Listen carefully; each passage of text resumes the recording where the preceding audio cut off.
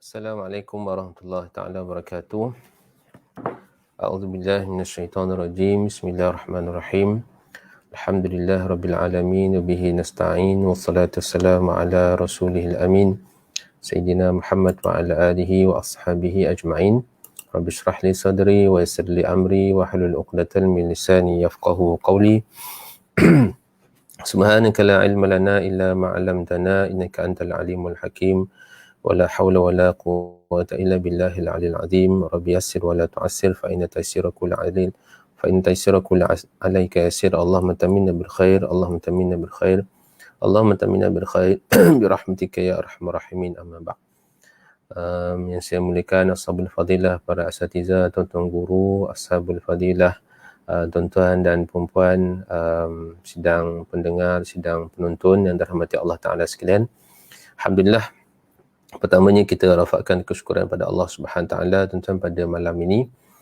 Alhamdulillah kita berada pada malam 25 Syawal 1442 Hijrah dan bersamaan dengan 5 Jun 2021. Alhamdulillah tuan-tuan, pada malam ini kita dapat meneruskan pengajian ataupun sembang santai kita dalam merujuk kepada buku Mukhtasar Ilmu Falak, insya-Allah. Dan Alhamdulillah pada malam ini tuan-tuan, kita dapat sekali lagi menyambung pengajian kita dalam perbahasan berkaitan dengan pengukuran kiblat. Kalau kita ikutkan tuan-tuan, kuliah berkaitan dengan kiblat ini adalah kuliah yang ketiga. Masih lagi insya-Allah pada malam ini kita sambung pada kaedah penentuan arah kiblat. Tuan-tuan, seperti biasa sebelum kita masuk dalam perbahasan kita, sebagai mukadimah kepada perbincangan kita pada malam ini, insya-Allah tuan-tuan kita sandarkan kepada petikan daripada surah Al-Baqarah, surah Al-Baqarah. A'udzubillahi minasyaitonirrajim. Alam tarau anna Allah sakhkhara lakum ma fis samawati wa ma fil ard wa asbagha 'alaikum ni'amahu zahiratan wa batinah wa minan nasi man yujadilu fillahi bighairi 'ilmin wala hudan wala kitabim munir. Sadaqallahul azim. Yang bermaksud tuan-tuan, tidakkah kamu memerhatikan bahawa Allah telah memudahkan untuk kegunaan kamu apa yang ada di langit dan apa yang ada di bumi, dan telah melimpahkan kepada kami nikmat-nikmatnya yang zahir dan batin. Dalam pada itu ada di antara manusia orang yang berbantah mengenai sifat-sifat Allah dengan tidak berdasarkan sebarang pengetahuan atau sebarang petunjuk, dan tidak juga berdasarkan mana-mana kitab Allah yang menerangi kebenaran. Masya-Allah tuan-tuan. Tuan, di dalam ayat ini di mana Allah Subhanahu Wa Taala telah menyatakan bahawa yang saya nak highlightkan tuan-tuan tidaklah semua daripada perbahasan ataupun ayat ini, tetapi apa yang saya nak kongsikan adalah beberapa petikan ataupun awal yang saya cuba highlightkan pada malam ini, iaitu di mana Allah Subhanahu Wa Taala berfirman, alam tarau anna Allah sakhkhara lakum ma fis samawati wa ma fil ard. Mungkin pada itu sajalah pada malam ini, insya-Allah. Iaitu, tidakkah kamu memerhatikan bahawa Allah telah memudahkan untuk kegunaan kamu apa yang ada di langit dan apa yang ada di bumi. Masya-Allah. Tuan-tuan, saya cuba merujuk di dalam beberapa tafsir, antaranya tafsir Mutawalli Sya'rawi, tuan-tuan, seorang ulama yang cukup hebat, cukup mulia tuan-tuan, di mana beliau telah menyebutkan bahawa lafaz perkataan sakhara itu, sakhara, yang diterjemahkan dalam bahasa Melayu kita ini tuan-tuan sebagai Allah telah mempermudahkan,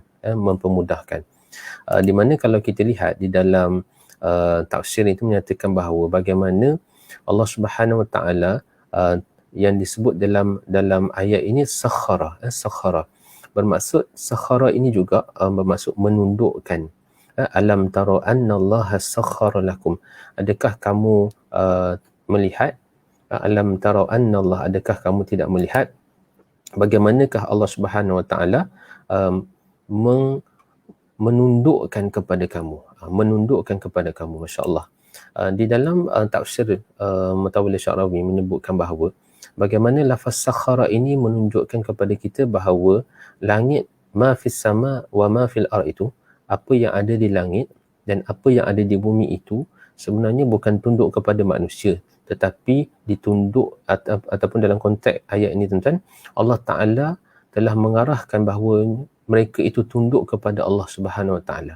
Maksudnya tuan-tuan, tunduk itu bukan tunduk kepada manusia, tetapi tunduk itu tunduk pada perintah Allah Subhanahu Wa Ta'ala. Di mana daripada sinilah tuan-tuan dapat kita faham bahawa secara kalau kita kata alam ini tuan-tuan, kita tak boleh kontrol, kita tak boleh kawal.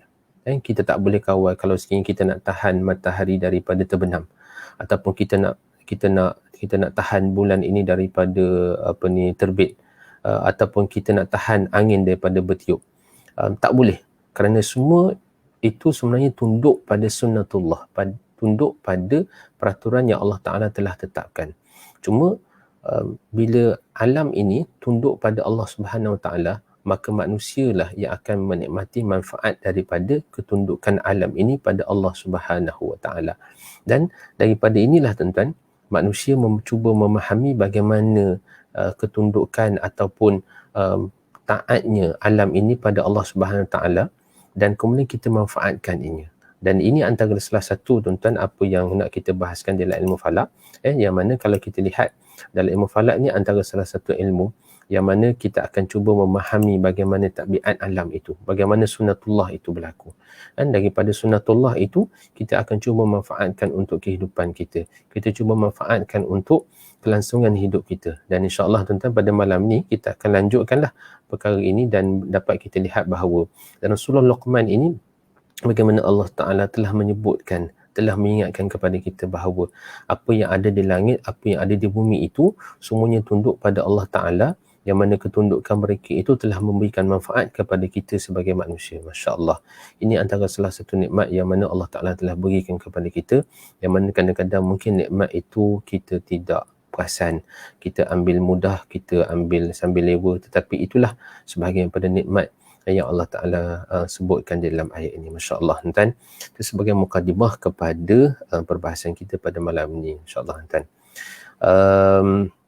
Baik, tuan-tuan, kita akan sambung pada malam ini, tuan-tuan. Sebelum saya terlupa, tuan-tuan, saya mohon maaf kerana dalam siri kuliah yang lepas, tuan-tuan, bila saya dengar balik kuliah yang lepas, ada mungkin saya terkhilaf menyebutkan firman Allah Subhanahu Wa Ta'ala, ma yuridillahu bihi khairan yufaqihu fid din. Dan seperti mana tuan-tuan guru semua sini maklum bahawa itu bukanlah firman Allah Ta'ala, tapi adalah hadis Nabi SAW. Ma yuridillahu bihi khairan yufaqihu fid din. Siapa yang Allah Ta'ala nak berikan kebaikan kepadanya, maka akan diberikan kefakihan ataupun kefahaman di dalam agama. InsyaAllah, tuan-tuan, saya mohon maaf kalau sekiranya tuan-tuan lihat pada siri yang sebelum ini, mungkin ada yang dengar. Jadi kalau ada tuan-tuan pada malam ni ataupun dapat disampaikan kepada sahabat-sahabat kita yang mungkin mendengar kuliah kita yang lepas, tak dengar pada malam ni, tuan-tuan minta sampaikanlah. InsyaAllah, moga-moga tuan-tuan Allah Ta'ala mengampunkan dosa-dosa yang kita sengajakan, insyaAllah. Baik. Jadi tuan-tuan, pada malam ni kita nak sambung semula pada perbahasan ataupun pada lanjutan kita berkaitan dengan istiwa a'zam. Tuan-tuan boleh rujuk halaman 94, halaman 94. Baik. Pada halaman 94 ni tuan-tuan, ada sedikit pembetulan pada ejaan a'zam itu. Pada halaman 94 itu, istiwa a'zam itu kalau ikutkan ejaan bahasa Melayu yang betulnya, mana A apostrofi D Z A M. Ini macam jadi istiwa azam, azam. Alif ain dha mim. Itu yang dalam bahasa Arabnya. Okey, baik. Jadi istiwa a'zam. Istiwa a'zam seperti mana tuan-tuan sedia maklum, pada 28 Mei lepas, beberapa siri kuliah, beberapa siri program dan sebagainya telah pun dilakukan untuk menerangkan tentang apa yang disebut sebagai istiwa a'zam ini. Tapi pada malam ni tuan-tuan, kita sebut sekali lagi kerana ada dalam buku kita ni, insyaAllah. Baik. Istiwa a'zam ini kalau dilihat sebenarnya telah disebut dalam beberapa kitab-kitab, telah disebut dalam kitab-kitab. Antaranya kitab Tazkirah fi Ilmi Hayyah, tuan-tuan. Kitab ini ada disebut, kitab ini sebenarnya dikarang oleh Nasruddin At-Tusi, Nasruddin At-Tusi, yang mana beliau hidup pada kurun ke-14,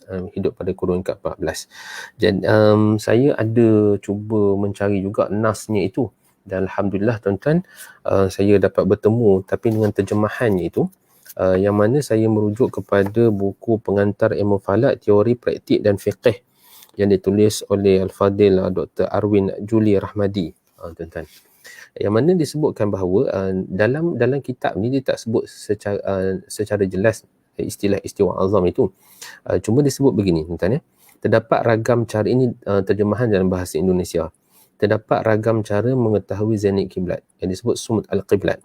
Namun tidak tepat menguraikannya, maknanya dalam ni beliau tidaklah nak menguraikan sepanjang lebar. Namun secara mudah dan singkat, matahari akan melalui titik zenit. Dan titik zenit ketika matahari berada pada posisi 8 darjat di rasi Gemini dan 23 darjat di rasi Cancer pada waktu pertengahan hari. Selisih antara tengah hari matahari ketika melintas dengan selisih tengah hari di berbagai tempat akan seukuran 2 kali lipat, 2 kali panjang. Maka diambillah selisih tersebut. Maknanya ini tuan-tuan antara apa yang telah pun disebutkan. Ini disebutkan dalam kitab Tazkirah fi Ilmi Hayyah, tuan-tuan, dan kemudian disalin balik oleh Dr. Arwin dalam buku pengantar ilmu falak, teori, praktik dan fiqh, tuan-tuan. Ini satu buku yang cukup baik. Maknanya kita sebut di sini, tuan-tuan, bahawa kaedah istiwa azam ini merupakan kaedah yang telah lama, maknanya abad ke-14. Mungkin awal lagi wallahu ta'ala alam, tetapi setakat yang ada dalam bentuk rujukan penulisan, tuan-tuan, ada telah disebut dalam kitab Tazkirah fi Ilmi Hayyah. Baik. Dan kemudian ada juga disebut kemudian oleh Syekh Umar Ismail Nuruddin. Syekh Umar Ismail Nuruddin, tuan-tuan, adalah tuan guru hebat, tokoh falah hebat, tuan-tuan, di Kelantan. Dalam kitab Syamsul Fathiyah, tuan-tuan, buku tersebut ada, kita telah sebutkan beberapa siri sebelum ini, tuan-tuan, yang mana dalam buku tersebut, ataupun kitab Syamsul Fathiyah ini, tuan-tuan, mencerita ataupun membahaskan berkaitan dengan rubuk mujayab. Cuma disebut di dalam hujung perbahasan kitab tersebut, hampir dekat ujung, tentang beberapa kaedah dalam menentukan arah kiblat. Tetapi masih juga tidak menyebutkan tentang lafaz istiwa azam itu. Cuma disebut bagaimana kaedah mengeluarkan waktu apabila matahari ini berada, contoh macam disebut dalam kitab oleh Imam At-Tusi tadi, di mana ketika matahari sedang istiwa di satu tempat, berada tepat pada zenitnya itu, maka ketika itu kita boleh menentukan arah kiblat dengan mengambil kira berapa jarak masa di antara tempat tersebut dengan tempat yang kita nak hitung ataupun nak ukur. Okey, baik, itu cara dia. Baik. Dan yang menariknya di sini adalah kerana kaedah ini dipopularkan balik oleh Profesor Madya Dr. Baharudin Zainal. Seperti mana saya rasa tuan-tuan sendiri maklumlah, yang sedang mengikuti program kita dan malam ni semua kenal lah Dr. Bahar ataupun Cikgu Bahar lebih. Maka beliau telah menulis balik kaedah ini dalam ini saya dapat, tuan-tuan, daripada Cikgu Bahar sendiri, iaitu dalam artikel dalam Berita Minggu ketika itu, namanya Berita Minggu 27 Mei 1990. 27 Mei 1990. Ini ada yang seperti mana dalam buku ini, dan juga ada saya sebutkan di dalam dekat slide ini, tuan-tuan. Okey, baik. Dan di Indonesia nama istiwa azam ini disebut sebagai Rasdul Qiblah, disebut sebagai Rasdul Qiblah. Dan Rasdul Qiblah ini, tuan-tuan, yang disebut sebagai istiwa azam ini adalah istilah disebut Rasdul Qiblah secara tahunan, di mana dia berlaku dalam setahun ada 2 kali, 28 Mei dan juga pada 16 Julai.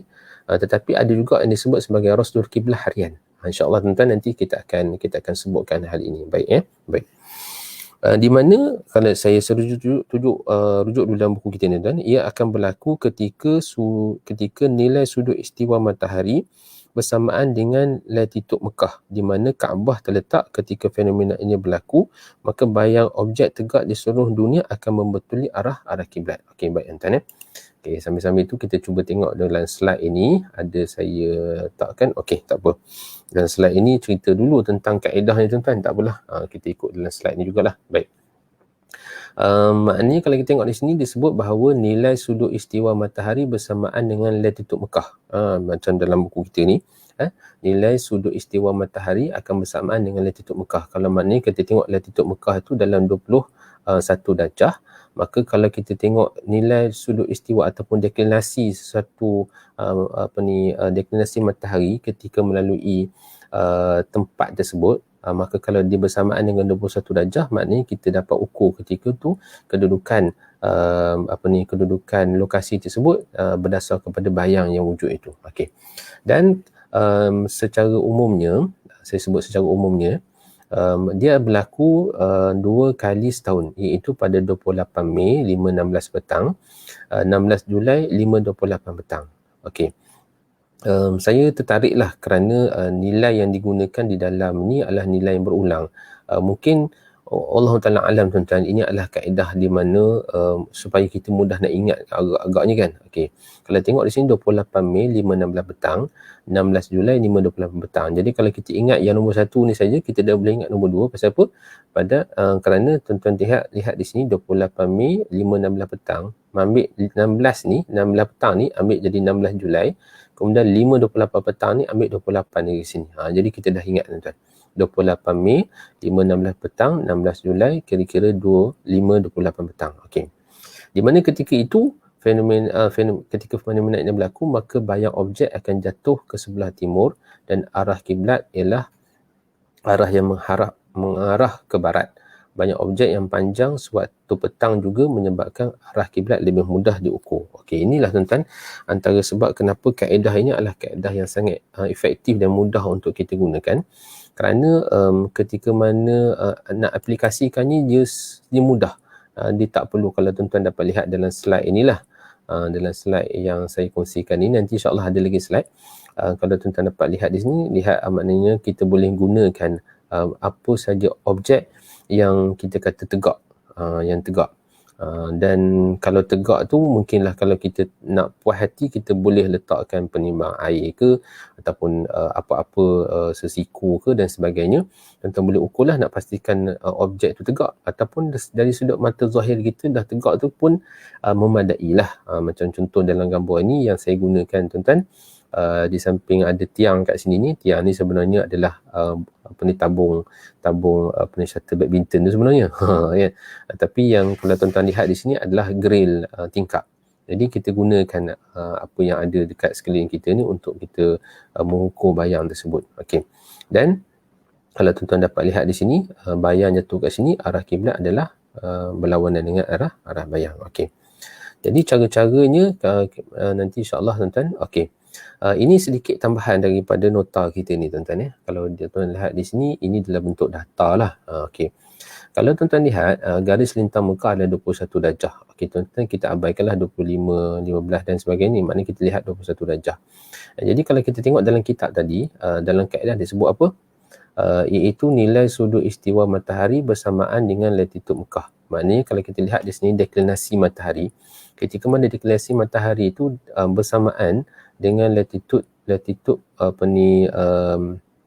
Mekah, latitude Mekah, maka ketika itu tuan-tuan, di situlah waktu kita boleh mengukur arah kiblat. Contohnya tuan-tuan, pada 28 Mei yang lepas, ini data pada 28 Mei yang lepas, tuan-tuan dapat lihat ketika mana deklinasi matahari itu melalui 21 darjah 21 darjah deklinasi ini, tuan-tuan, kita akan dapati bahawa azimut kiblat itu, kedudukan matahari itu adalah bersamaan dengan azimut kiblat, hampir bersamaan dengan azimut kiblat.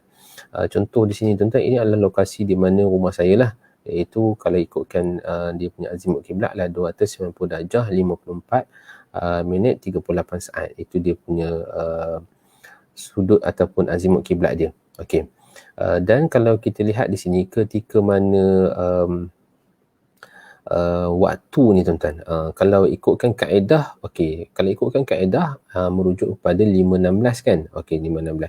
Maknanya kalau saya ambillah semata-mata 5.16 ini pun, maknanya 292 dengan 291.54 ni maknanya tak sampai pun 1 degree dia punya beza dia sebenarnya. Jadi memadai lah. Sebab itu dalam kaedah ini tuan-tuan, kalau kita nak tepat setepat yang mungkin, maka kita kena hitung lah. Kita kena hitung. Kalau dalam ni tuan-tuan, daripada hitungan yang saya buat, maknanya kalau ikut betul-betul 28 minit lepas tu, pada jam 5.22 baru yang paling tepat, iaitu 21 darjah 54 minit. Kalau tuan-tuan tengok di sini, arah kiblat adalah 21 darjah 54 minit. Mana kena tunggu 5.22, bukan 5.16. Tapi kalau 5.16 di 292.05. Tapi kalau tuan-tuan dapat lihat di sini, beza antara data ini 292.05, kalau tuan-tuan tolak dengan 2194 ni tak sampai pun 1 darjah. Jadi memadailah sebenarnya untuk kita dengan mata kasar itu, untuk menentukan arah kiblat. Maknanya tak jadi isu besar lah.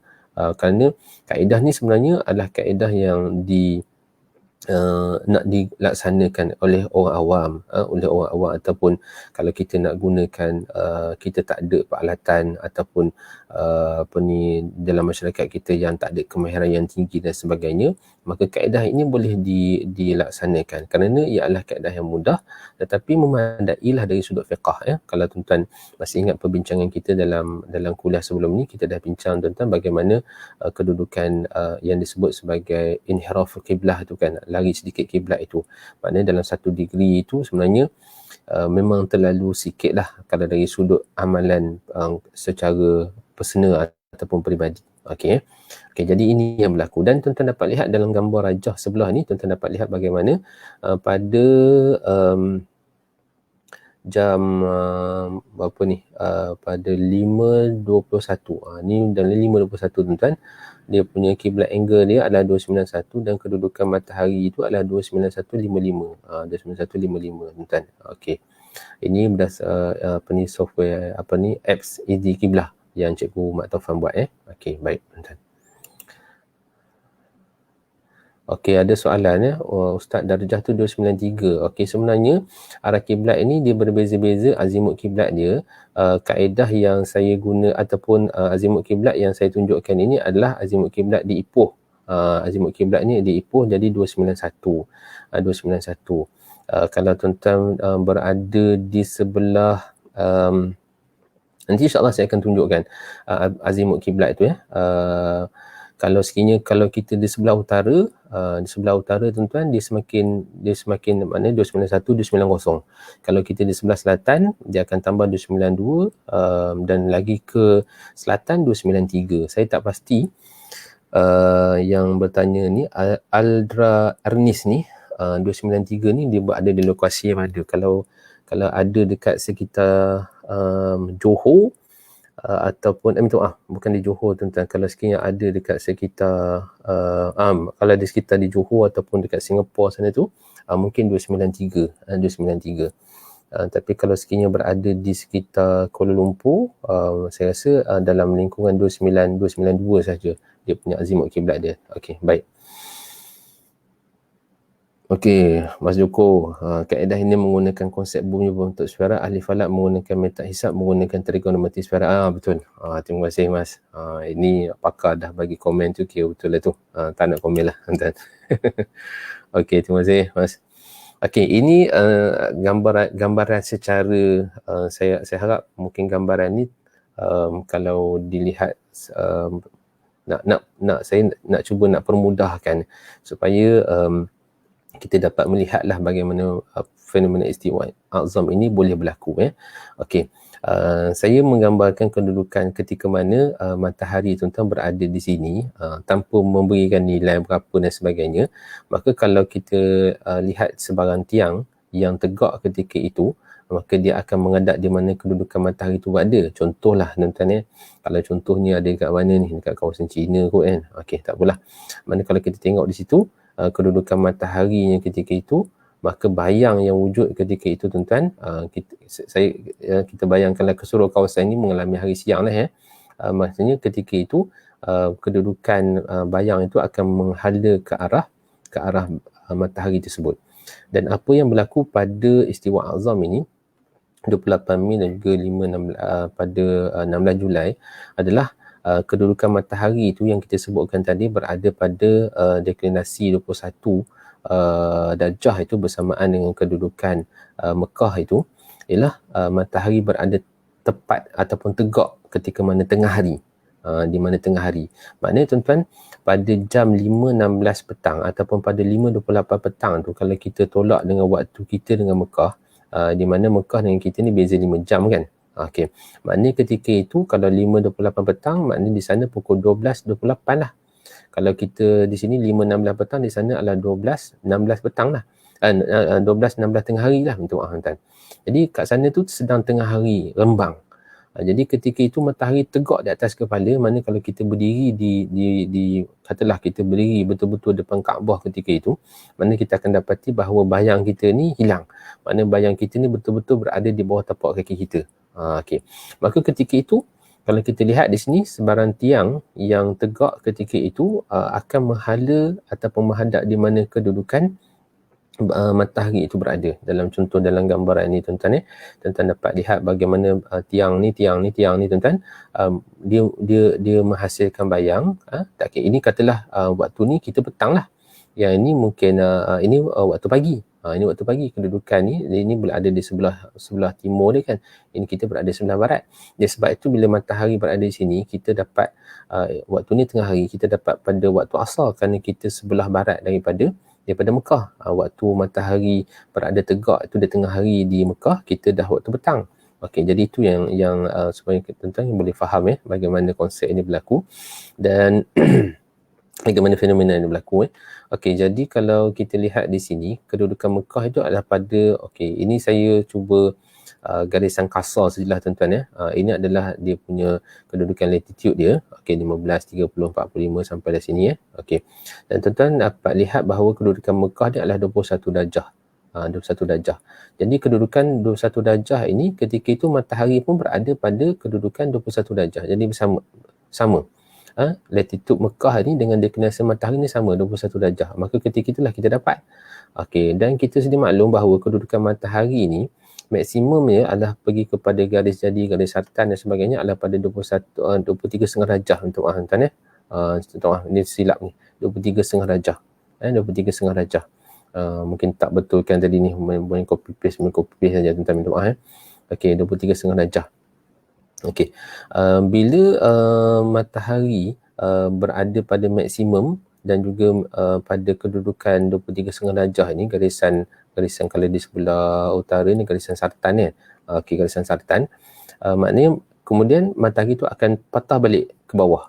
Maka ketika itulah ini berlaku pada bulan Mei, kemudian dia akan berlaku lagi pada bulan Julai. Sebab itu tuan-tuan, bagi kita di Malaysia ni kita akan dapat 2 kali peristiwa ini. Dan antara perkara yang menarik tuan-tuan yang ada saya baca dalam satu buku lah, tapi saya pun tak ingat tuan-tuan saya baca buku apa. Ini pun minta maaf tuan-tuan, tersalah ni main copy paste ni tuan-tuan. Baitul Maqdis tuan-tuan, dia punya latitude dia adalah 31 darjah. Baitul Maqdis latitude dia 31 darjah. Wallahu a'lam tuan-tuan, dalam buku tersebut menyatakan mungkin inilah antara hikmah yang lebih utama, yang tepatnya wallahu ta'ala alam, Allah Ta'ala lah saja lebih tahu kan.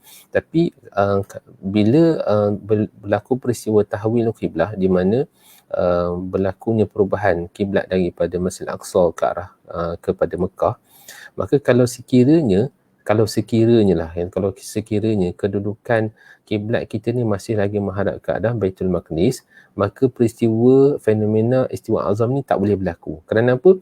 Kerana matahari maksimum dia boleh pergi 23,5 darjah, sedangkan kedudukan Baitul Maqdis adalah 31 darjah. Jadi fenomena istiwa azam ni tak boleh berlaku. Maka antara hikmahnya, masya-Allah tuan-tuan, mungkin ini antara salah satulah daripada hikmah-hikmah yang lebih besar, yang lebih utama tentang perubahan tahwil qiblah itu. Ini sedikitlah kita punya hikmah di sebalik peristiwa istiwa azam ini kan. Okey, baik. Kalau tak tepat, mana tuan-tuan boleh tolak, boleh terimalah. Okey, insya-Allah Okey, baik. Dan ini ada video sedikitlah tuan-tuan, bagaimana peristiwa istiwa azam ini kita boleh manfaatkan untuk kita mengukur arah kiblat insya-Allah.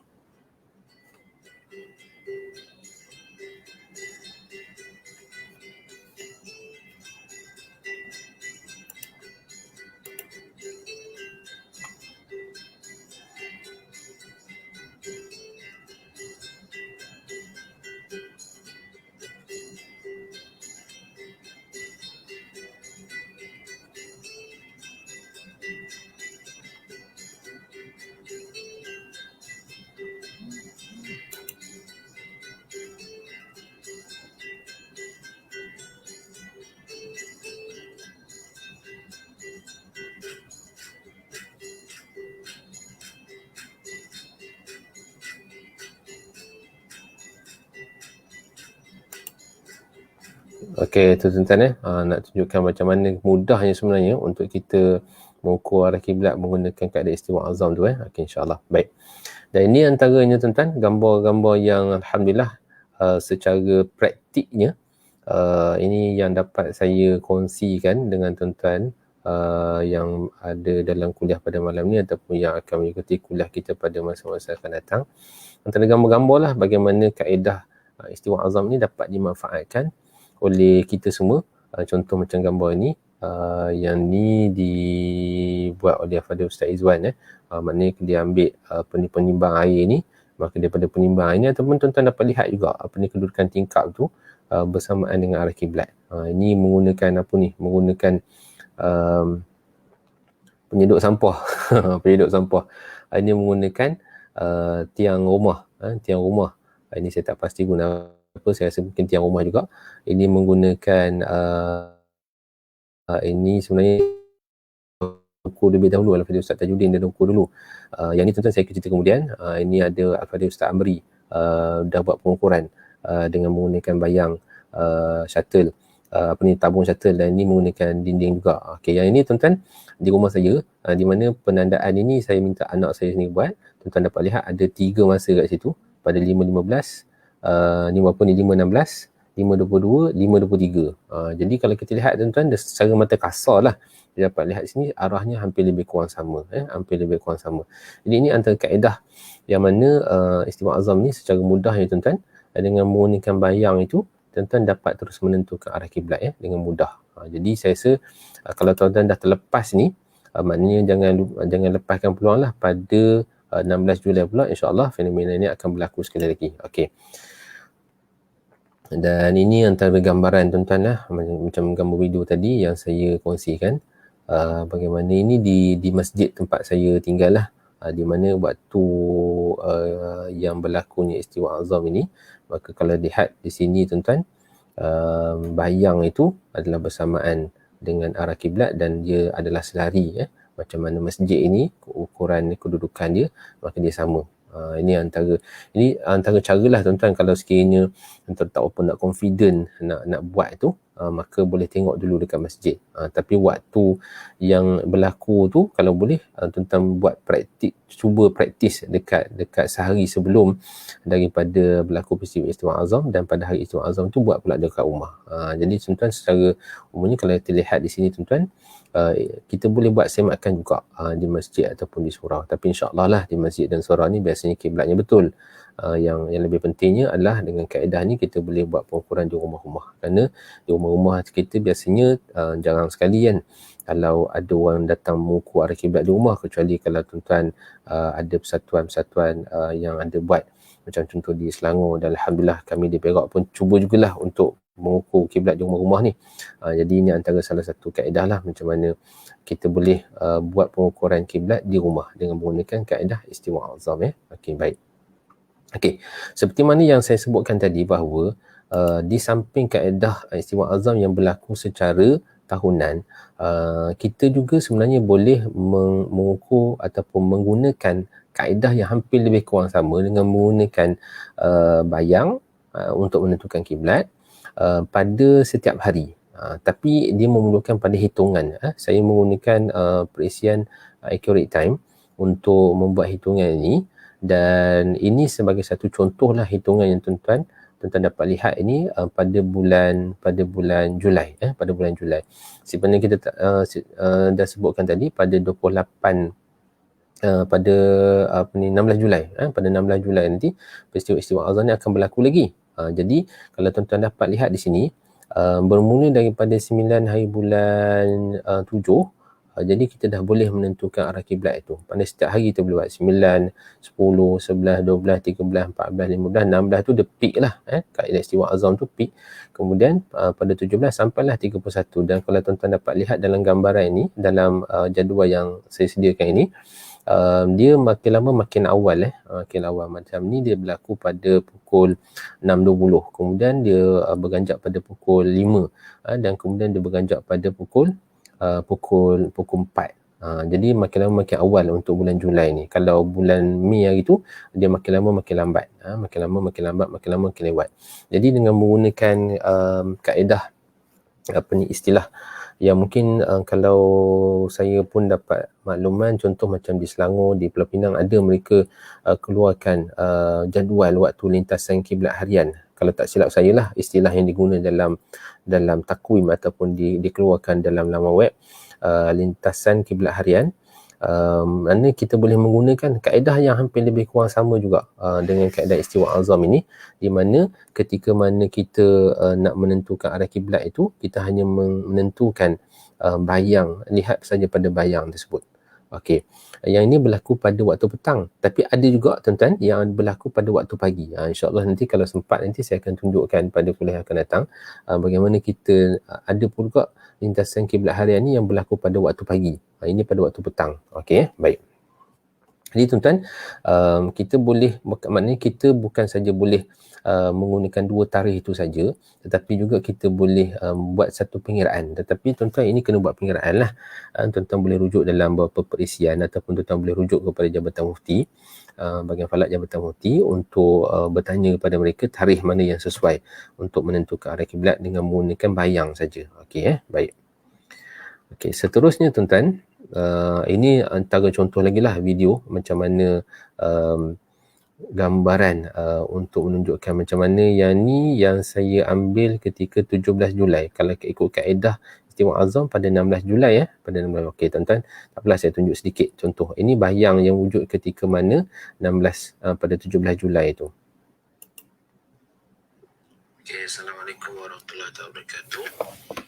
Ini adalah 17 bulan 7 2019. Tadi kita telah tandakan bayang yang bersamaan dengan arah kiblat pada jam 5.19 minit, dan saya dapati bahawa arah kiblat itu sama lah seperti mana yang telah ditanya pada 13 bulan 7 2019 pada 5.45 petang. Dan ini adalah kaedah yang sama bila kita menggunakan kaedah istiwa azam yang berlaku kemarin. Namun maknanya pada hari ini pun kita masih lagi dapat menggunakan kaedah yang sama, tapi dengan sedikit perbezaan waktu lah. Dalam catatan ni ada 5.19 dan berdasarkan sebabkan azimut matahari pun waktu ini menunjukkan arah kiblat yang bersamaan dengan kedudukan azimut kiblat. Jadi kalau kita dapat lihat di sini bagaimana waktu yang telah pun dicatat dan juga bagaimana kedudukan matahari. Itu kedudukan matahari yang berada tepat pada arah kiblat. Jadi maknanya kita boleh menggunakan kaedah istiwa azam ini pada waktu-waktu yang lain, tetapi secara umumnya daripada 16 dan 7 itu pada 5.28 petang adalah waktu yang terbaik lah untuk kita lakukan seperti mana yang telah ditunjukkan oleh para ulama. Okey, sekian, terima kasih. Okey, tuan okey. Ini antara video lah yang mana dapat tunjukkan bagaimana kaedah yang saya kongsikan tadi, iaitu kaedah yang hampir lebih kurang sama dengan kaedah istiwa azam pada 16 Julai itu. 16 Julai pada jam 5.28 seperti yang berlaku. Dan berdasarkan kepada apa yang saya cuba nak kongsikan sini, maknanya kita boleh melakukan kaedah ini dengan tarikh yang lain juga. Sebab apa? Kadang-kadang Allah Ta'ala alam, kadang-kadang bila tarikh istiwa azam ni kadang-kadang hujan. Saya ingat pada tahun lepas pada bulan Mei itu memang hujan, tapi alhamdulillah pada tahun ni pada 8 Mei yang lepas ni alhamdulillah memang suasana panas dan bayang yang ada ketika tu memang sangat jelas lah. 2-3 hari selepas tu dia hujan balik. Sekarang ni dah musim hujan balik. Dan kaedah ini macam gambar kartun ni sebut tanpa pengiraan dan peralatan yang mahal. Ini saya quote balik apa yang Cikgu Mat Topan sebutkan lah. Maknanya ini satu kaedah lah yang kita boleh laksanakan, kita boleh gunakan kerana tanpa menggunakan pengiraan ataupun tanpa menggunakan peralatan yang mahal. ataupun yang perlu dibeli lah. Maknanya kita boleh guna apa saja dekat ada dalam rumah kita untuk kita ukur saja arah kiblat ini. Jadi tuan-tuan, ini satu kaedah yang sangat efektif, sangat menarik untuk kita laksanakan. Saya ulang sekali sikit-sikit tuan-tuan. Berlaku pada 28 tuan-tuan, tarikhnya 28 Mei 5.16 petang dan juga 16 Julai pada 5.28 petang. Okey, tuan-tuan ingat saja tarikh ini, dan insya-Allah kalau tak ingat pun biasanya pada tarikh ini insya-Allah Jabatan Mufti akan mewawarkanlah kepada masyarakat tentang peristiwa ini, insya-Allah. Okey, baik. Seterusnya tuan-tuan, kita pergi pula kepada kaedah tongkat istiwa. Pada tongkat istiwa. Okey, sebelum tu tuan-tuan, saya terima kasih kepada Tuan Haji Zahari ada menyebutkan tentang, kalau tuan-tuan yang mungkin saya akan pergi juga kepada jadual azimut kiblat tu, tapi kalau tuan-tuan yang mungkin ada buku nak semak jadual azimut kiblat tu, boleh lihat pada halaman 100. Halaman 100, kalau sahabat kita tadi mengatakan 293 tu adalah kedudukan di sebelah selatan Johor ataupun di Singapura lah 293 tu. Mungkin yang bertanya pun memang dekat Singapura kot. Okey. Kalau sekiranya kita berada di sebelah utara, nilainya adalah lebih kecil, 290, 291. Okey, baik. Okey tuan-tuan, seterusnya tuan-tuan, kita pergi pula pada kaedah tongkat istiwa. Tongkat istiwa, dan terima kasih pada Tuan Haji sebutkan Jabatan Mufti Selangor ada keluarkan jadual tersebut, jadual lintasan matahari itu. InsyaAllah tuan-tuan, kami di Perak pun akan keluarkanlah jadual itu dalam bulan Julai ni, kerana bulan Jun ni kalau kita buat pengiraan dah tak ada dah, kerana dia dah berlaku pada waktu malam. Kedudukan matahari ni berada pada kedudukan kiblat berlaku pada waktu malam, jadi tak valid lah. Jadi kita akan keluarkan pada waktu pada bulan Julai nanti, insyaAllah, berdasarkan kepada jadual yang tuan-tuan dapat lihat tadi. Baik, seterusnya tuan-tuan, kita pergi pada halaman 96, iaitu kita pergi pula kaedah tongkat istiwa. Tongkat istiwa, yang ni perlu sedikit peralatan. Perlu berkata. Okey, betul Ustaz, saya daripada Singapura. Masya-Allah. Ya, betul lah tu ya. Alfra Ernest daripada Singapura tu, betul lah 293. Okey, baik. Termalah. Saya pun tak sampai lagi Singapura tu. Okey, insya-Allah nanti sampai. Okey, tongkat istiwa Okey. Tongkat istiwa ini adalah kaedah yang juga sangat popular yang digunakan oleh masyarakat, oleh orang dulu, tuan-tuan. Seperti mana yang tuan-tuan sedia maklum bahawa kaedah yang saya cuba kongsikan, kami penulis buku Mukhtasar ini cuba kongsikan, adalah merujuk kepada kaedah-kaedah kaedah-kaedah tradisional, kaedah-kaedah yang telah disebut oleh para alim ulama kita satu ketika dulu, dan kita cuba highlightkan balik. Dan tak adalah pengiraan yang complicated, cuma adalah sedikit-sedikit pengiraan yang sikit-sikit saja, insya-Allah. Baik. Tongkat istiwa boleh digunakan dengan mengambil bacaan kedudukan matahari sebelum dan selepas matahari istiwa. Okey, secara umumnya tuan-tuan dapat lihat di dalam gambar slide ini, apa yang tuan-tuan perlu adalah, dan juga kalau tuan-tuan lihat dalam halaman 96 ni, yang penting di sini adalah kita kena sediakan satu tiang. Nama pun tongkat, maka kita kena sediakan tongkat. Tongkat maknanya kena sediakan tiang lah. Okey, tiang. Jadi di tiang tersebut tuan-tuan, maka kita kena buat bulatan. Bulatan macam dalam gambar rajah di dalam buku kita ni ada 1, 2, 3 bulatan. Bulatan di sekeliling tiang ataupun tongkat itu. Ataupun dalam gambar ni tuan-tuan, saya letak 2 lah. Pasal apa 2? Pasal waktu tu tak sempat nak buat banyak-banyak. Ataupun kalau tuan-tuan nak buat lagi banyak, lagi baik. Lagi banyak, lagi baik. Mana bulatan tu nak buat 3 ke, nak buat 5 ke, nak buat 6 ke, lagi baik. Okey. Dan tuan-tuan, macam mana kita nak apply tongkat istiwa ni? Okey. Lihat dalam buku kita ni, yang pertama, pacakkan satu tiang lurus di tengah-tengah garisan bulatan. Maknanya tuan-tuan kena pastikan bahawa tiang itu tegak dan kita letakkan di tengah-tengah bulatan tersebut. Letak di tengah bulatan tersebut. Okey. Yang kedua, ambil sekurang-kurangnya 2 bacaan bayang, iaitu sebelum dan selepas matahari istiwa. Maknanya kaedah yang kita nak ambil ni tuan-tuan, dia kena lama sikit. Macam contoh kaedah istiwa azam tadi, tuan-tuan tunggu 5.16 petang ataupun 5.28 petang je, kemudian terus dapat arah kiblat kan. Tapi dengan kaedah tongkat istiwa ni kena tunggu 2 masa. Yang pertama sebelum istilah, kalau saya kata macam ni lah, sebelum zuhur ataupun selepas zuhur, ataupun kalau tuan-tuan yang dah ikut kuliah kita daripada awal, sebelum istiwa, selepas istiwa. Okey, maknanya kalau contoh tuan-tuan ambil katalah kata sejam sebelum zuhur, tuan-tuan ambil pula sejam selepas zuhur, lebih kurang begitulah. Okey, masa dia kita agak-agak baik. Dan apabila bayang telah menyentuh garisan bulatan tersebut, tandakannya contohnya dalam gambar di atas. Okey, maknanya kalau tuan-tuan dapat lihat dalam gambar ni tuan-tuan ya. Okey, saya cuba ni. Okey, tuan-tuan tengok ya. Apabila matahari pada kedudukan 1, matahari ni adalah terbit timur, ni sebelum istiwa, sebelum zuhur lah ya, sebelum istiwa ataupun sebelum zuhur.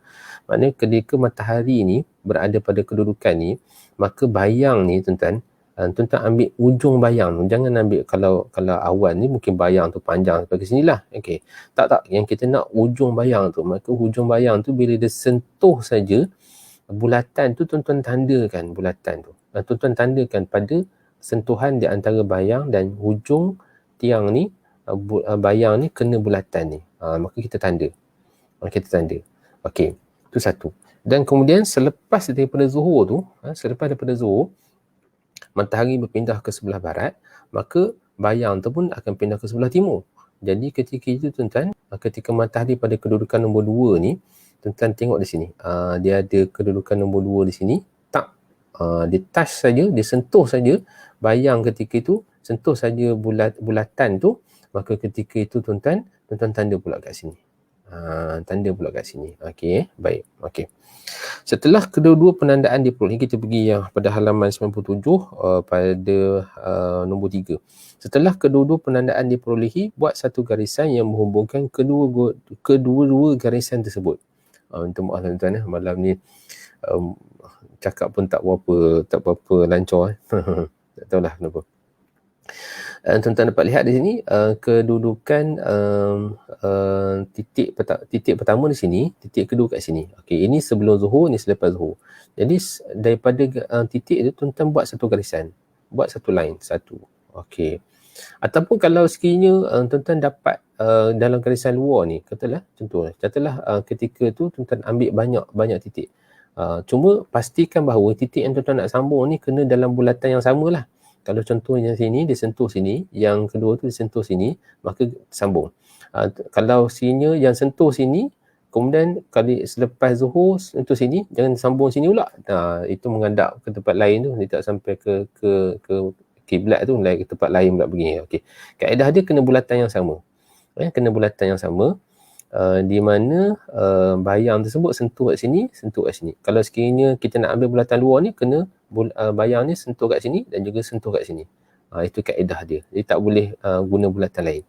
Dan yang kena tu hujung bulatan tu. Kalau nak tepat tuan-tuan ambil hujung bulatan pula. Hujung tiang tu. Hujung bayang tiang tu. Okey, baik. Dan ini tips lah sikit daripada ni. Kalau tuan-tuan nak buat banyak bulatan pun lagi baik. Pasal apa? Kadang-kadang tuan-tuan dalam pengalaman yang kami buat lah, dan juga pengalaman cikgu-cikgu kami, Cikgu Wahab, Cikgu Mak Taufan, ini pesan-pesan daripada mereka jugalah. Kadang-kadang sebelum zuhur tu dapat bayang ni, tiba-tiba tuan-tuan lepas zuhur tak dapat bayang ni. Maknanya kalau selepas zuhur katalah mendung, tiba-tiba bila dah tu dia dah pendek dah ke sini. Jadi tuan-tuan cuba dapatkan banyak titik, banyak penandaan sebelum zuhur. Jadi selepas zuhur tu pun banyak option. Kalau tak dapat yang ni, dapat yang ni. Tak dapat yang ni, dapat yang ni. Tak dapat yang ni, dapat yang ni. Jadi banyak option. Sebab tu boleh buat banyak bulatan dan banyak penandaan. Itu yang dia. Okey. Dan secara umumnya kalau kita kata nak mudah tuan-tuan, tuan-tuan letakkan jam lah, senang. Maknanya kalau letak sini sejam sebelum zuhur, tuan-tuan boleh bajet dah. Yang ni lebih kurang sejam selepas zuhur ataupun sejam selepas istiwa. Itu kaedah dia. Dan oleh kerana kaedah ni tuan-tuan mengambil masa yang agak lama lah. Maknanya kalau sejam-sejam tu paling kurang pun 2 jam. Jadi sebab itu kalau tuan-tuan menggunakan kertas, contoh dia, ataupun gunakan kertas A4, kemudian tampalkan atas atas macam papan dan sebagainya, maka kena lekatkan. Kerana dia ambil masa yang agak lama, tak boleh letak begitu saja, takut nanti ditiup angin, maka ketika itu habislah, tak belik lah tuan-tuan, pasal dah bergerak dah kertas tu. Okey, baik. Okey, kemudian tuan-tuan, setelah kita dapatkan garisan antara dua garisan tu, maka kita pun letakkan garis, maka garisan yang menghubungkan antara titik 2 dan titik 1 ni, ataupun titik 1 titik 2 ni adalah garisan timur barat. Garisan timur barat, mana kalau yang menghada ke arah bayang selepas zuhur tu, itu adalah garisan sebelah timur. Yang sebelum zuhur, ini selepas zuhur, ini sebelum zuhur, maka itu adalah menghadap ke sebelah barat. Jadi kita dapat garisan timur barat, maka kita letakkan pula 90 darjah dekat sini, maka kita akan dapat garisan utara selatan.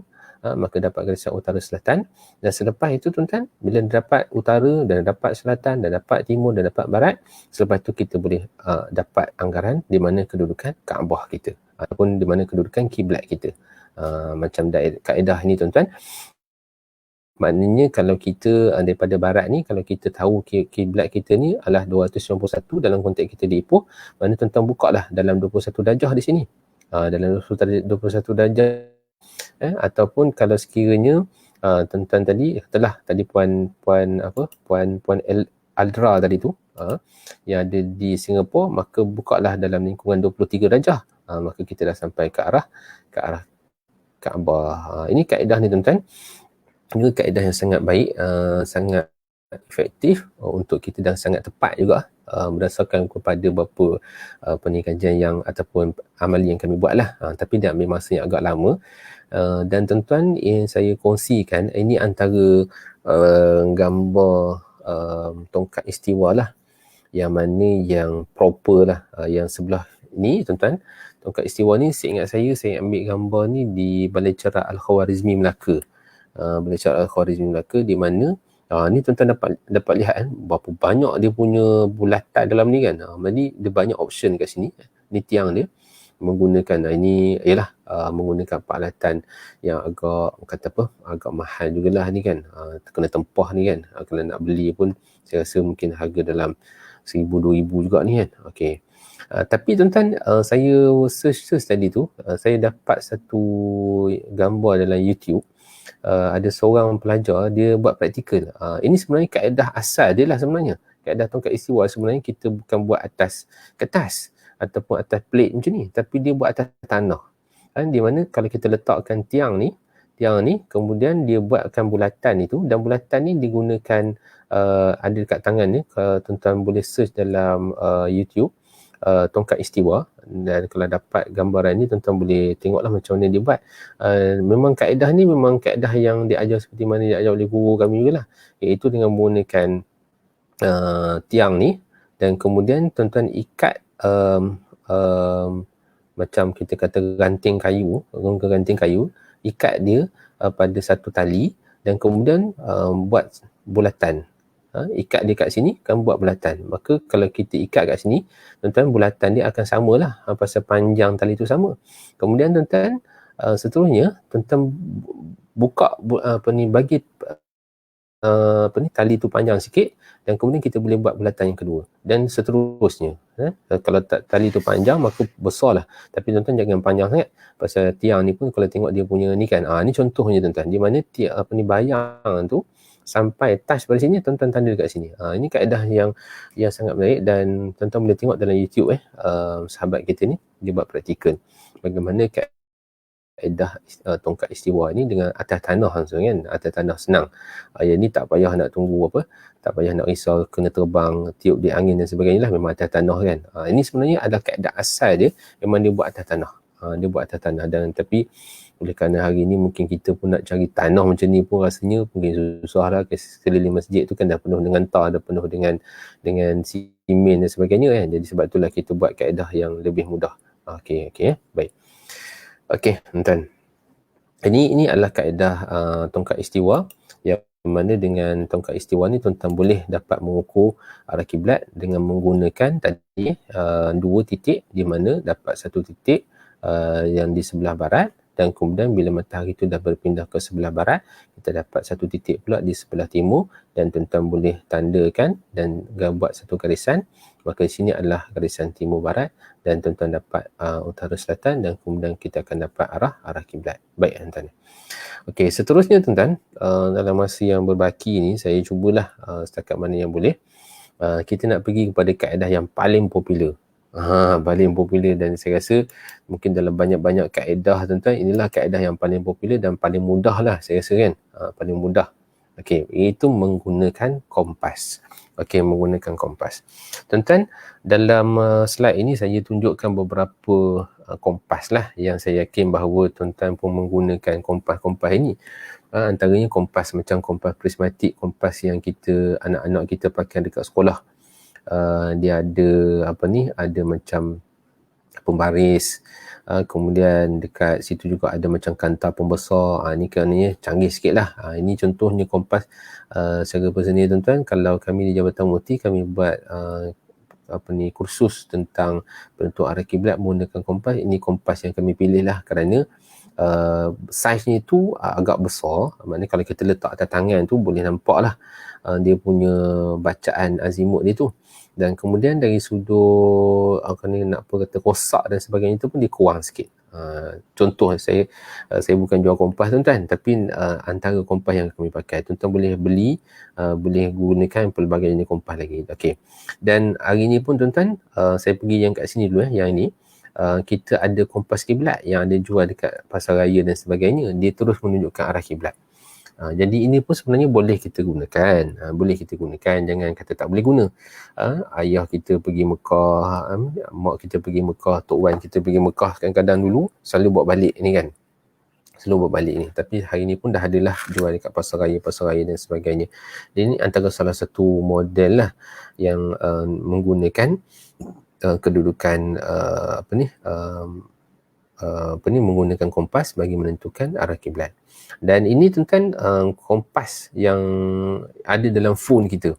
Pada hari ini tuan-tuan, tentu sekali lah kita dah ada banyak perisian termasuk apps dan sebagainya. Jadi kita dah ada kompas dalam phone kita, jadi kita boleh manfaatkan juga sebenarnya kompas itu bagi kita menentukan arah kiblat. Okey, cuma kita kena tahu, perhatian. Kita kena tahu bagaimana nak menggunakan kompas tu. Memanglah kompas tu bagi tunjukkan arah kiblat, tapi macam mana kita nak menggunakan kompas itu dengan secara betul, dengan secara tepat, dengan secara yang ikut disiplin dia. Macam mana kita nak menggunakan kompas tersebut. Ataupun kalau kita kata apps, InsyaAllah lah kalau sempat tuan-tuan, kuliah akan datang saya akan sebutkan sikit tentang apps ni. Apps macam mana nak menentukan arah kiblat. Pasal apps ni pun banyak kan. Tuan-tuan pun mungkin pakai apps, pelbagai apps, tapi saya cubalah nanti insyaAllah kalau sempat. Okey.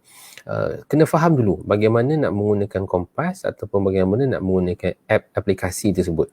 Jangan kita kata dapat saja kompas, dapat saja aplikasi, terus kita gunakan tanpa kita tahu macam mana kaedah menggunakan kompas tersebut ataupun aplikasi tersebut. Dan antara caranya adalah uji di tempat kiblat yang telah disahkan tepat. Ini antara salah satulah, nanti insyaAllah saya akan ulang balik pada hari ni, iaitu mungkin kalau kita tak tahu macam mana nak menggunakannya, jadi kita cubalah pergi masjid ataupun surau. Tujuan kita pergi masjid dan surau, dia bukan nak ukur, nak sahkan kiblat masjid surau tu. Masjid surau tu insyaAllah betul lah. Jangan pula nanti kita bawa apps atau kompas ni kita nak betulkan kiblat tu. Jadi satu masalah pula. Sebenarnya bukan begitu. Maknanya kita pergi ke masjid surau tu untuk kita tentukan sama ada apps kita, cara kita nak guna tu ataupun kompas kita tu dia berfungsi dengan baik ke tidak.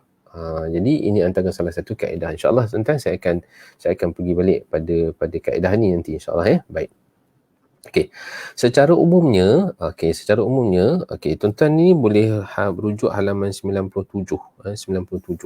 Okey, kompas. Kompas ni dalam kitab Sabilul Muhtadin tuan-tuan disebut sebagai Baitul Ibrah. Sebagai Baitul Ibrah, dan dalam kitab-kitab lama disebut sebagai pedoman. Pedoman. Okey. Maka penggunaan kompas ini kalau dah rujuk dalam buku kita tuan-tuan, menentuk kompas penggunaan kompas untuk menentukan arah kiblat boleh dilakukan dengan mudah pada hari ini. Yang mudah. Kenapa saya berkata mudah? Pertama ni kita boleh beli dengan harga yang murah. Tentang boleh belilah kompas dengan harga RM10, RM20, RM30, RM40, sampai beratus ringgit, sampai beribu pun ada. Contoh macam kompas yang digunakan oleh Jabatan Mufti bagi menentukan arah kiblat, menggunakan kompas Ushikata tu. Kompas Ushikata tu harga dia RM5,000. Harga dia RM5,000. Ataupun tuan beli kompas dekat kedai alat tulis sebagainya RM10, RM30 dan sebagainya. Sebenarnya memang adalah kualiti pada kompas tersebut, mempengaruhi juga harga dia lah. Berapa kompas-kompas yang berjenama dan sebagainya memang mahal kerana dia lebih accurate, dia lebih tepat. Okey. Ia dapat dilakukan bila kita mengetahui azimut kiblat. Ini yang kita sebutkan tadi, menggunakan azimut kiblat. Jadi azimut kiblat tu tuan-tuan secara detailnya ada saya letakkan, bukan detail juga pun, secara umumnya juga, iaitu dalam halaman 100 macam yang Tuan Haji Zahari sebutkan tadi. Boleh buka muka surat 100 tu, langkau sikit, dan situlah ada jadual kiblat daripada Perlis di Semenanjung, sampailah ke Johor, sampailah ke Singapura. Yang sahabat kita tadi, terima kasih banyak kerana sudi masuk ataupun mendengar dalam siri Sembang Santai Falak kita, Puan. 293 di Singapura. Kalau tuan-tuan pergi ke Sabah dan Sarawak, tuan-tuan ada di antara 292 hingga 290. Okey, baik. Cuma tuan-tuan secara umumnya lah, kalau mungkin tuan-tuan nak tanya, kalau gitu macam mana nak dapatkan lagi dia punya azimut kiblat ni kalau nak gunakan kompas? Baik. Macam yang kita sebutkan tadi, dari sudut fiqh lah, kita bincang dari sudut fiqh. Maknanya kalau bacaan kiblat tuan-tuan, dari azimut kiblat ni daripada okey, minta maaf tuan-tuan, saya pun sebut azimut ni apa sebenarnya, minta maaf ya. Azimut ni adalah satu bacaan yang kita baca dalam gambar tu kan, dalam kompas ni tuan-tuan tengok dalam bacaan, daripada utara mengikut arah jam. Ini disebut sebagai azimut. Azimut. Macam dalam gambar ni tuan-tuan dapat N, kosong. East, timur tu 90. South, selatan, 180. West, 270. Barat, dan patah balik ke sini 360. Jadi pusingan ini disebut sebagai azimut. Jadi bila disebut azimut kiblat itu adalah kedudukan 291. Contohlah Kota Kinabalu 190. Maknanya kita cari 290 mana? Contoh kat sini kan 280, 290 sini. Kalau tuan-tuan dekat Singapura tadi 293, 291. Ini tuan-tuan dia punya ni tuan-tuan dalam 5 tuan-tuan dalam 2 degree dalam 2 degree dia punya sesungut ni. Jadi 290, 292, 294, dekat tengah-tengah sini ada 290. Jadi kalau tuan-tuan dapat lihat dekat sini, dia punya nilainya, kalau kita di Malaysia ni, Singapura dan juga di Brunei pun, kalau tak silap saya, dalam gambar, dalam jadualnya ada tak Brunei tuan-tuan? Dalam Brunei pun ada 290, Labuan ada 290. Kalau ikutkan, kalau kita merantau daripada ni, maknanya dalam lingkungan 290, kalau kita ada kat Malaysia saja 292 lah. Kalau kita lajak sampai ke Singapura 293. Jadi beza antara 290 293 ni boleh kata kalau dari sudut fizikal kita nak solat tu dengan menggunakan kompas ni masih terlalu kecil lah. Jadi kalau kita beranggapan bahawa arah kiblat di antara ini 290 hingga 292 atau 293 memandai lah sebenarnya untuk pelaksanaan solat secara bersendirian. Kalau kita pergi travel kat mana-mana, tuan-tuan bawa kompas, azimut kiblatnya tuan-tuan anggarkan saja dalam 290 hingga 292 ataupun 293. Itu dah memandai sebenarnya. Dah memandai tuan-tuan. Okey. Allah Akbar. Saya minta maaf tuan-tuan kerana dah terlajak masa 10.34 dah tuan-tuan. Jadi saya rasa saya berhenti setakat itu dulu. Nanti ni kita akan tengok macam mana aplikasi menggunakan kompas inilah insya-Allah pada masa pada kuliah akan datang tuan-tuan. Saya minta maaf dah terlajak 10.34. Okey. Jadi penggunaan kompas ni insya-Allah saya akan bincangkan dalam kuliah yang akan datang tentang bagaimana menggunakan kompas ini dengan cara yang betul lah, dengan cara yang betul insya-Allah. Dan sebelum saya menutup menamatkan kita punya kuliah itu, saya ucapkan terima kasih banyaklah kepada tuan-tuan dan puan-puan sekalian yang turut berserta dengan kita pada malam ni. Al-Fadhil Ustaz Amri, terima kasih banyak Tuan Haji Hazari, Ustaz Khairul, Tuan Haji Zahari, dan tadi Puan Alfra. Minta maaf kalau sekiranya saya tersalah sebut nama ni kan. Banyak kali nak sebut ni. Sahabat kita daripada Singapura, dan juga tuan-tuan lain lah yang mengikuti program kita pada malam ni. Dan kepada bahagian falak dan semua maklumat Jabatan Mufti Negeri Sembilan yang terus memberikan komitmen dalam meneruskan program kita pada malam ni. Terima kasih banyak. Dan tuan-tuan, insyaAllah nanti kita akan sambung balik lah ya, tentang kaedah penentuan arah kiblat dengan menggunakan kompas. Terima kasih banyak yang mengikuti program kita. Alhamdulillah. Dan insyaAllah kita jumpa lagi pada program yang akan datang. Wallahu ta'ala alam. Assalamualaikum warahmatullahi ta'ala wabarakatuh.